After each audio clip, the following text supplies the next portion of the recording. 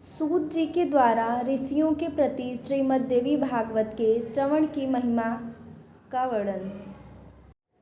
जगत के सृष्टि कार्य में जो उत्पत्ति रूपा, रक्षा कार्य में पालन शक्ति रूपा, संहार कार्य में रौद्र रूपा है, संपूर्ण विश्व प्रपंच जिनके लिए क्रीड़ा स्वरूप है, जो परा पश्यंती मध्यमा तथा वैखरी वाणी में अभिव्यक्त होती हैं और जो ब्रह्मा विष्णु महेश द्वारा निरंतर आराधित हैं, वे प्रसन्न चित्त वाली देवी भगवती मेरी वाणी को अलंकृत करें।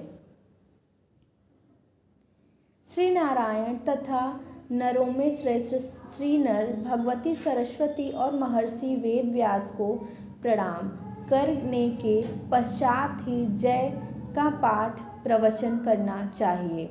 श्रीगण बोले, हे सूत जी, हे महामते, हे व्यास शिष्य, आप दीर्घजीवी हो। आप हम लोगों को नान विधि पुण्य प्रदायिनी एवं मनोहरणी कथाएं सुनाते रहते हैं।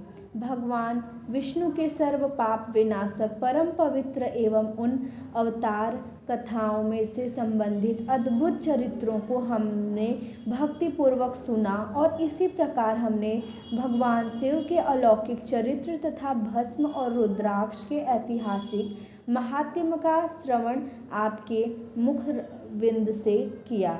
हम लोग अब ऐसी परम पावन कथा सुनना चाहते हैं जो बिना प्रयास के ही मनुष्यों को भोग एवं मोक्ष प्रदान करने में पूर्ण रूप से सहायक हो। हे महाभाग, अतः आप उस कथा का वर्णन करें जिसके द्वारा मानव कलयुग भी सिद्धियां प्राप्त कर ले, क्योंकि हम आपसे बढ़कर किसी अन्य को नहीं जानते हैं जो हमारी शंकाओं का निवारण कर सके। सूत जी बोले, हे महाभाग ऋषियों, आप लोगों ने लोक कल्याण की भावना से अत्यंत उत्तम प्रश्न किया है, अतः मैं आप सभी के लिए समस्त शास्त्रों का जो सार है उसे पूर्ण रूप से बताऊंगा। समस्त तीर्थ, पुराण और व्रत तभी तक गर्जना करते हैं जब तक मनुष्य श्रीमद् देवी भागवत का सम्यक रूप से श्रवण नहीं कर लेते। मनुष्यों के लिए पाप रूपी अरण्य तभी तक दुखप्रद एवं कंटकमय रहता है जब तक श्रीमद् देवी भागवत रूपी परशु उपलब्ध नहीं हो जाता। मनुष्यों को उपसर्ग रूप घोर अंधकार तभी तक कष्ट पहुंचाता है जब तक श्रीमद् भागवत रूपी सूर्य उनके सम्मुख उदित नहीं हो जाते। ऋषिगण बोले, हे वक्ताओं में श्रेष्ठ महाभाग सूत जी, आप हमें बताएं कि वह श्री महादेवी भागवत पुराण कैसा है और उसके श्रवण की विधि क्या है। उस पुराण को कितने दिनों में सुनना चाहिए, पूजन विधान क्या है, प्राचीन काल में किन किन मनुष्यों ने इसे सुना और उनकी कौन कौन सी कामनाएं पूर्ण हुई। सूत जी बोले, प्राचीन काल में पराशर ऋषि द्वारा सत्यवती के गर्भ से विष्णु के अंश स्वरूप मुनि व्यास उत्पन्न हुए, जिन्होंने वेदों का 4 विभाग करके उन्हें अपने शिष्यों को पढ़ाया। पति तो ब्राह्मण धामों, वेदाध्ययनों, अनधिकारियों, स्त्रियों एवं दूषित बुद्धि वाले मनुष्यों को धर्म का ज्ञान कैसे हो, मन में ऐसा विचार करके भगवान वादरायण व्यास जी ने उनके धर्म ज्ञानार्थ पुराण संहिता का प्रणयन किया। उन भगवान व्यास मुनि ने 18 पुराणों एवं महाभारत का प्रणयन करके सर्वप्रथम मुझे ही पढ़ाया। उन पुराणों में श्रीमद् भागवत पुराण भोग एवं मोक्ष को देने वाला है। व्यास जी ने जन्मेजय को यह पुराण स्वयं सुनाया था। पूर्व काल में इन जन्मेजय के पिता राजा परीक्षित तक्षक नाग द्वारा काट लिए गए, अतः पिता की सशुद्धि के लिए राजा ने तीनों लोकों की जननी देवी भगवती का विधिवत पूजन अर्चन करके 9 दिनों तक व्यास जी के मुख रविंद्र से इस श्रीमद् भागवत पुराण का श्रवण किया। इस नवाह यज्ञ के संपूर्ण हो जाने पर राजा परीक्षित ने उस समय दिव्य रूप धारण करके देवी का सालेक्य प्राप्त किया। राजा जन्मेजय और पिता की दिव्य गति देखकर और महर्षि वेद व्यास की विधिवत पूजा करके परम प्रसन्न हुए। सभी 18 पुराणों में यह श्रीमद् भागवत पुराण सर्वश्रेष्ठ है और धर्म, अर्थ, काम तथा मोक्ष को प्रदान करने वाला है। जो लोग सदा भक्ति श्रद्धा पूर्वक श्रीमद् भागवत देवी कथा सुनते हैं उन्हें सिद्धि प्राप्त होती है। रच मात्र भी विलंब नहीं होता। इसलिए मनुष्यों को इस पुराण का सदा पठन श्रवण करना चाहिए। पूरे दिन के आधे समय तक, चौथाई समय तक, मुहूर्त भर अथवा एक क्षण भी जो लोग भक्ति पूर्वक इसका श्रवण करते हैं उनकी कभी भी दुर्गति नहीं होती। मनुष्य सभी यज्ञों, तीर्थों तथा दान आदि शुभ कर्मों का जो फल प्राप्त करता है वही फल उसे केवल एक बार श्रीमद् देवी भागवत पुराण के श्रवण से प्राप्त हो जाता है। सतयुग आदि युगों में तो अनेक प्रकार के धर्मों का विधान था, किंतु कलयुग में पुराण श्रवण के अतिरिक्त मनुष्यों के लिए अन्य कोई सरल धर्म विहित नहीं है।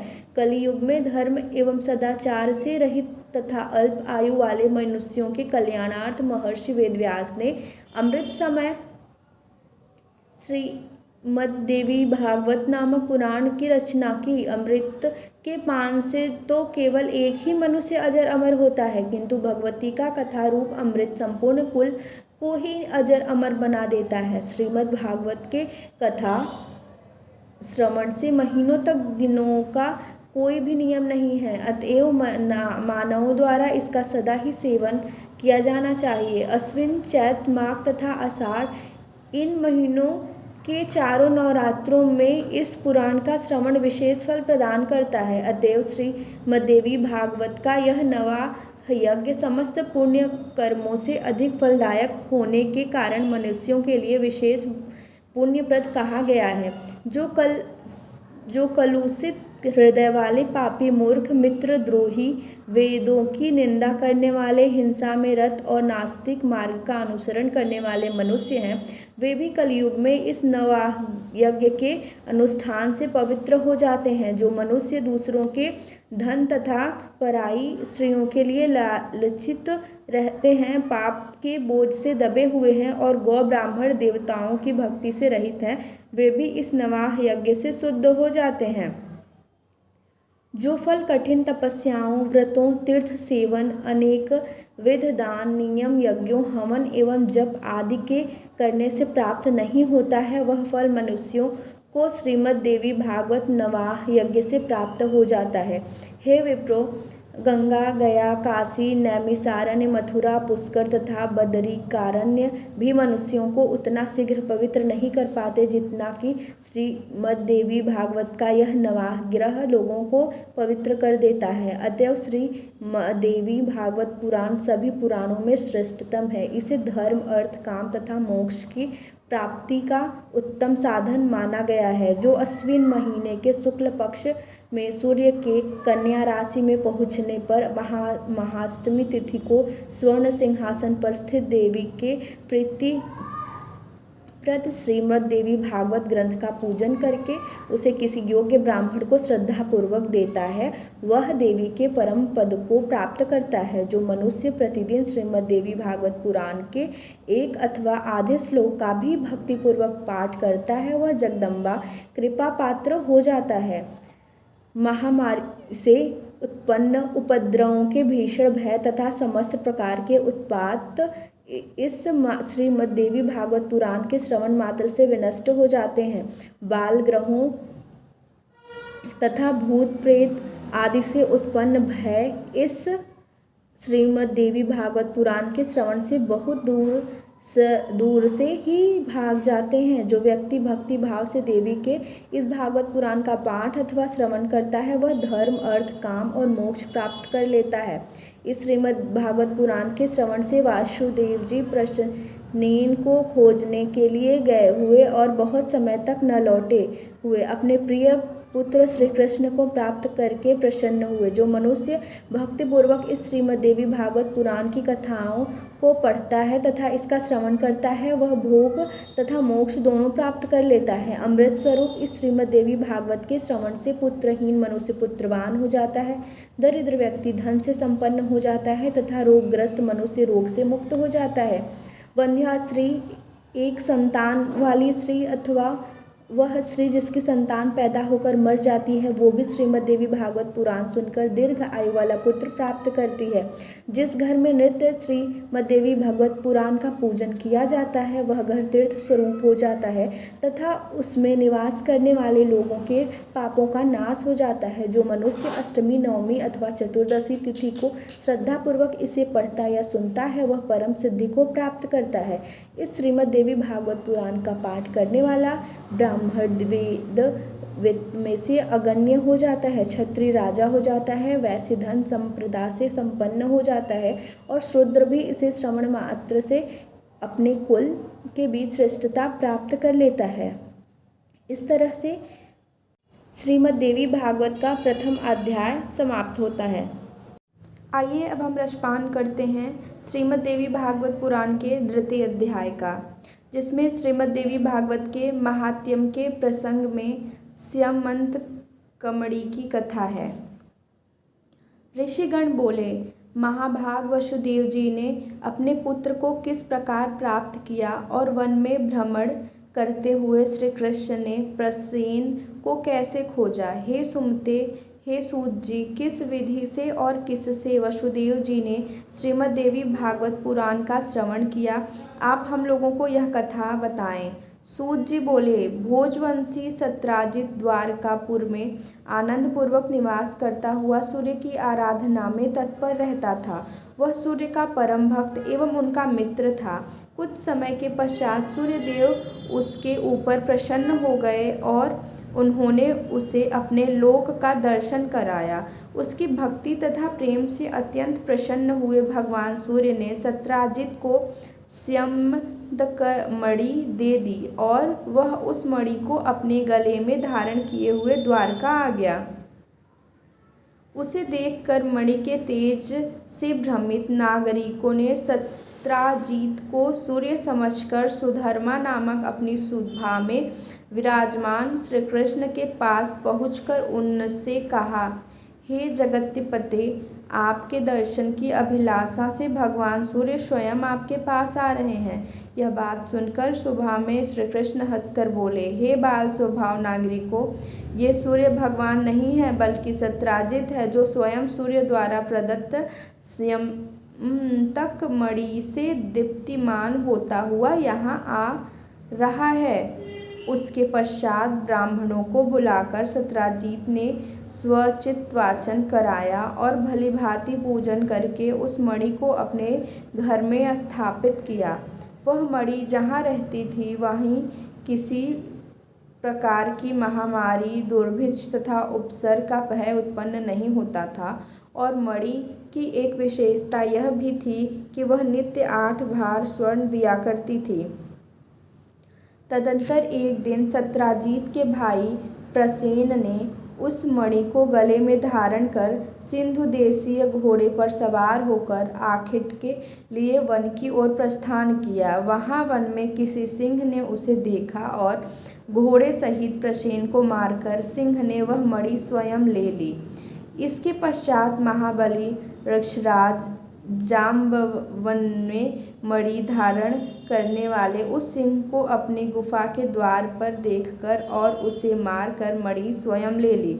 पराक्रमी ऋषराज ने वह मणि खेलने के लिए अपने पुत्र को दे दी और वह बालक भी उस प्रदीप्त मणि को पाकर उसके साथ खेलने लगा। कुछ काल बीतने पर भी प्रसेन के वापस न लौटने पर सत्राजित अत्यंत दुखी हुआ और सोचने लगा कि मणि लेने की इच्छा से न जाने किसने प्रसेन को मार डाला। इसी बीच द्वारकापुर में नागरिकों की पारस्परिक बातचीत से किसी प्रकार यह किंवदंती फैल गई कि मणि के लोभ के वशीभूत श्री कृष्ण ने ही प्रसेन का वध किया है। श्री कृष्ण ने भी जब अपने विषय में अपयश की यह बात सुनी तो उन्होंने अपने ऊपर लगे हुए कलंक के परिमार्जन हेतु प्रसेन के अन्वेषणार्थ नागरिकों के साथ प्रस्थान किया। वन में पहुंचने पर श्री कृष्ण ने सिंह द्वारा मारे गए प्रसेन को देखा और तदंतर गिरे हुए रक्त बिंदुओं से चिन्हित मार्ग का अनुसरण करके सिंह को खोजते हुए वे कुछ दूर गए। इसके पश्चात एक गुफा के द्वार पर मरे हुए सिंह को देखकर भगवान श्री कृष्ण करुणायुक्त वाणी में नागरिकों से बोले, मणि का हरण करने वाले को खोजने के लिए मैं इस गुफा के भीतर प्रवेश कर रहा हूँ। जब तक मैं वापस न आ जाऊं तुम लोग यहीं पर ठहरो। वे द्वारकावासी ठीक है, ऐसा बोलकर वहीं पर ठहर गए और श्री कृष्ण गुफा के भीतर प्रविष्ट हुए जहाँ जाम्बवन का घर था। तत्पश्चात वहां पहुंचने पर श्री कृष्ण ने ऋक्षराज के पुत्र को मणि धारण किए देखकर मणि को छीनना चाहा। इस पर उसकी धात्री भयभीत होकर चिल्लाने लगी। तब धात्री की आवाज़ सुनकर जाम्बवान तुरंत वहां आ गया और अपने स्वामी श्री कृष्ण के साथ दिन रात निरंतर युद्ध करने लगा। इस प्रकार उन दोनों के बीच 27 दिनों तक भयंकर युद्ध हुआ। इधर द्वारकावासी गुफा के द्वार पर 12 दिनों तक तो श्री कृष्ण के आगमन की प्रतीक्षा करते हुए ठहरे रहे, किंतु इसके बाद वे भयभीत होकर अपने अपने घर चले गए और वहां पहुंचकर उन्होंने लोगों को सारा वृत्तांत कहा। द्वारकापुरी के सभी नागरिक यह सब सुनकर सत्राजीत की भर्त्सना करते हुए अत्यंत शोक विह्वल हो गए। महाभाग वसुदेव की अपने पुत्र का यह समाचार सुनकर परिवार सहित महान शोक से मूर्छित हो गए और बार बार सोचने लगे कि मेरा कल्याण किस प्रकार से हो। उसी समय ब्रह्मलोक से देवर्षि नारद वहां आ गए। वसुदेव जी ने उठकर उन्हें प्रणाम करके विधिवत उनकी पूजा की। देवर्षि नारद महामति यदु श्रेष्ठ वसुदेव जी से कुशल क्षेम पूछकर उनसे बोले, आप क्यों चिंतित हैं, यह मुझे बताइए। वसुदेव जी बोले, मेरी अतिशय प्रिय पुत्र श्री कृष्ण प्रसेन को खोजने के लिए द्वारका के नागरिकों के साथ वन में गया था, जहां उसने प्रसेन को मरा हुआ देखा। इसके पश्चात प्रसेन को मारने वाले सिंह को भी एक गुफा के द्वार पर मरा देखकर श्री कृष्ण नागरिकों को द्वार पर ही रोककर स्वयं गुफा के अंदर चले गए। बहुत दिन व्यतीत हो चुके हैं, किंतु मेरा पुत्र अभी तक नहीं लौटा, जिससे मैं चिंतित हूँ। अतः हे मुने, आप कोई ऐसा उपाय बताइए जिससे कि मैं अपने प्रिय पुत्र को प्राप्त कर सकूं। नारद जी बोले, हे यदुश्रेष्ठ, आप पुत्र की प्राप्ति के लिए अंबिका देवी का आराधना कीजिए। उनकी आराधना से शीघ्र ही आपका कल्याण होगा। वसुदेव जी बोले, हे भगवान, वे देवी कौन हैं, वे महेश्वरी किस प्रकार के प्रभाव वाली हैं तथा उनकी आराधना किस प्रकार की जाती है, हे देवर्षि कृपा करके यह बताएं। नारद जी बोले, हे महाभाग वसुदेव, देवी के अतुलित महात्म्य का विस्तार पूर्वक वर्णन करने में कौन समर्थ है, अतः मैं संक्षेप में ही कह रहा हूँ, आप उसे सुने।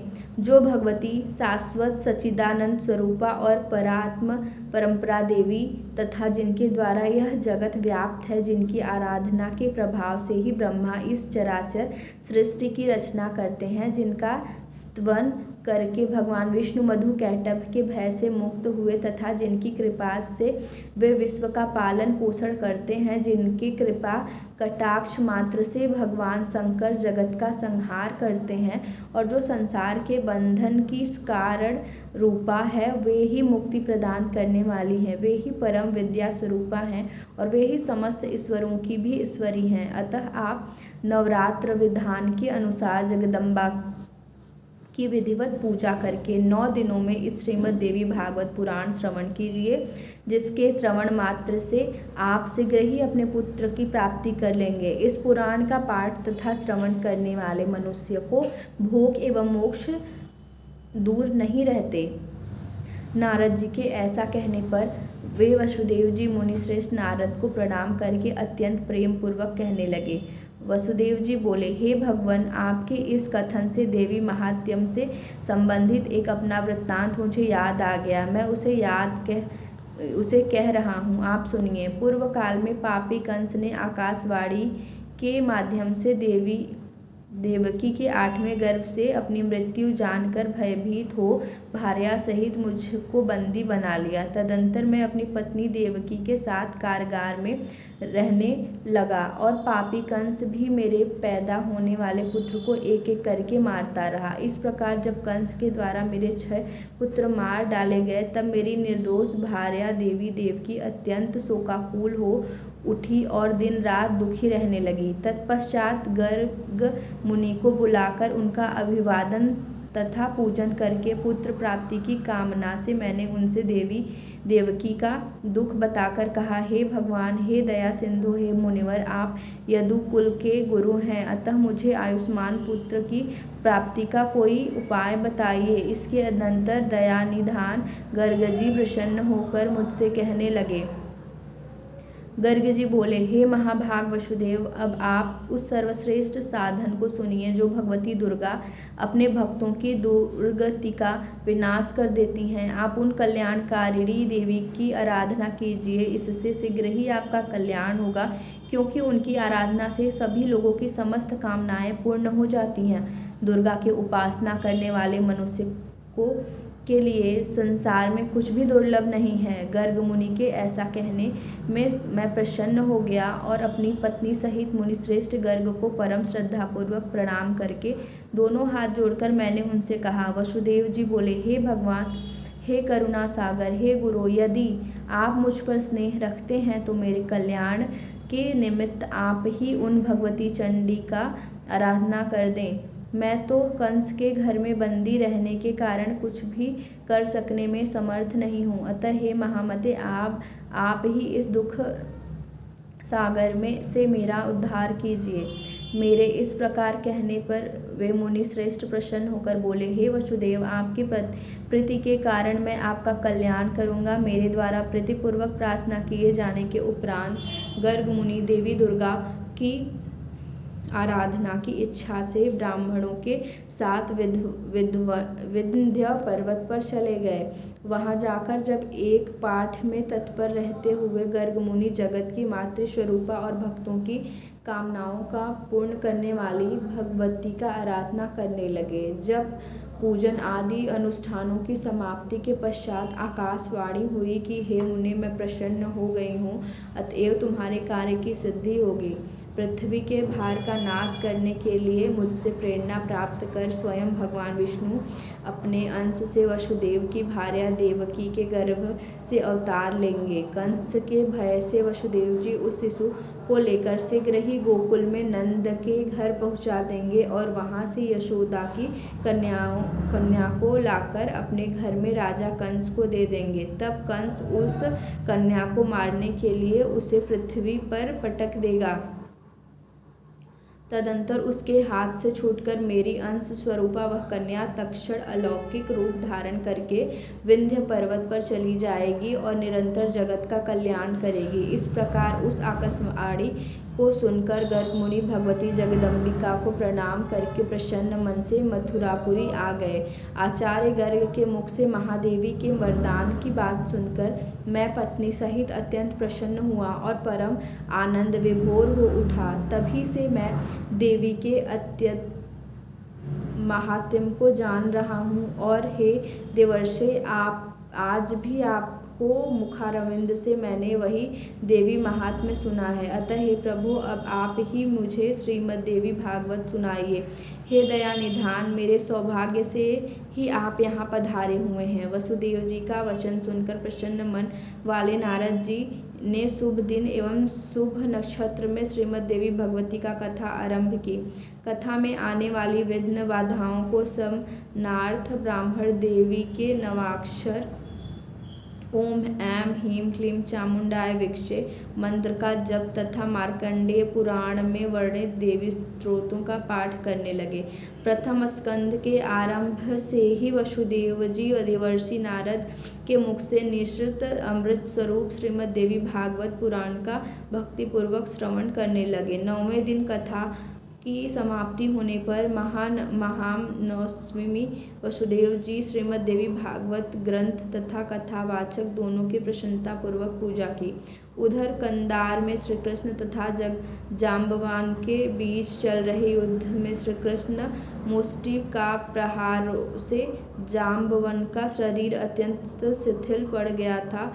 उसी समय जाम्बवान को भी पूर्व काल की घटना याद आ गई और भगवान श्री कृष्ण को परम भक्ति के साथ प्रणाम करके अपने अपराध के लिए क्षमा याचना करते हुए उसने श्री कृष्ण से कहा, अब मुझे ज्ञात हो गया है कि आप प्रभु श्रेष्ठ श्री राम ही हैं, जिनके भयंकर कोप से सागर तथा लंका नगरी दोनों क्षुब्ध हो गए थे और रावण अपने बंधु बांधवों सहित मारा गया था। हे कृष्ण, वे राम आप ही हैं, अतः मेरी अदृष्टता को क्षमा करें।